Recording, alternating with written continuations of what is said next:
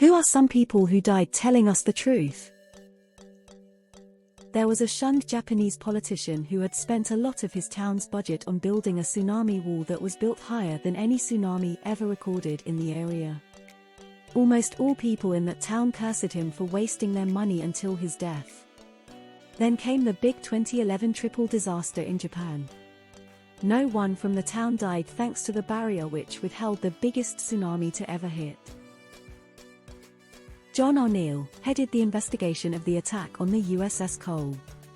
Warned FBI about Al-Qaeda and bin Laden. Was basically told to shut up. Left the FBI to head security at the World Trade Center because he knew there would be another attack there eventually after the first car bombing in the parking ramp. He died on 9/11. Caruana Galizia. The journalist who broke the story about the Panama Papers. Herbert von Bose. He was a government official who leaked a lot Nazi atrocities and was subsequently murdered during the Night of Long Knives. That guy who got crushed to death with rocks in the Salem trials. Giles Coy, I believe. Sergei Magnitsky, whistleblower of corruption in the Russian government including human rights violations and strong opponent of Vladimir Putin. While in prison he died 1 week before his court date to testify from what was originally deemed malnourishment and an untreated heart condition with medical neglect. An investigation later found that he had been severely assaulted shortly before his death. Bob Eberling. Him and 4 other engineers told NASA to delay the Challenger mission. Most of us know what happened on January 28, 1986. Martha Mitchell. Blew the whistle on Watergate only to be gaslit and accused of being a mentally unstable alcoholic by her husband, political cronies, and even her own kids. Matteotti. He was an Italian politician before fascism was a thing in Italy, and he told the Italian parliament how Mussolini wanted to create a dictatorship. He knew that Mussolini was going to kill him. In fact, his last words were, "I know that this might be the last time you see me." He basically wanted to stop fascism before it happened and was kidnapped and killed. Now some squares and roads have Matteotti's name to remember him. Ignaz Semmelweis. Doctors should wash their damn hands. Dr. David Kelly exposed the lies about WMDs, then committed suicide. It was just a coincidence that the government refused to open an inquiry into his death. Who needs to investigate a suicide? Bud Dwyer.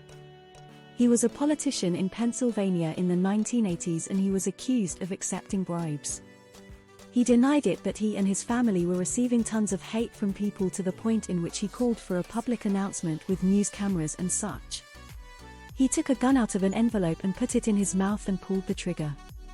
Local news outlets now had video of a politician killing himself.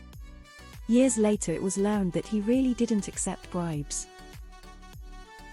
JFK was disgusted by the CIA and tried to publicize the horrible things they'd done and promised to splinter the CIA and scatter it into the winds. He made this declaration a week before he was assassinated. Carrie Fisher. She tried exposing Harvey Weinstein long before anyone else did, and was labeled crazy because of it. She died about a year before the truth was revealed. Ignaz Semmelweis, the Hungarian doctor who pioneered washing hands before and after procedures, was not taken seriously by his colleague and suffered mental breakdown. It took decades before doctors adapted his practice. Gary Webb blew the whistle on the CIA running drugs and starting the crack epidemic. He killed himself via 2 shots to the head and is the grandfather of the 2 gunshots to the back of the head suicide meme. Obviously Oscar Wilde, either those curtains go or I do. Richard Jewell. A staggering amount of journalists and Russian opposition leaders. Many of these people's names we don't know because the murder cover-up was successful. Pat Tillman. Louis Pasteur. They didn't kill him for what he said, but they killed his reputation and he died in disgrace. His scientific discoveries have saved millions of lives since, but people hated him in his own time.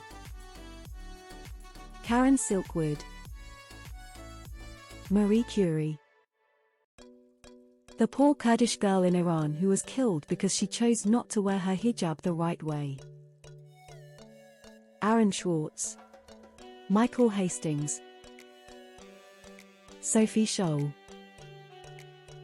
Anyone that committed suicide after spreading knowledge and saying they weren't suicidal. I think about all the people that aren't mentioned in this thread. That died telling the truth and none of us know it. Every single witch that said no, I'm not a witch. Nicole Brown Simpson. She told her friends and the police that OJ would kill her and get away with it.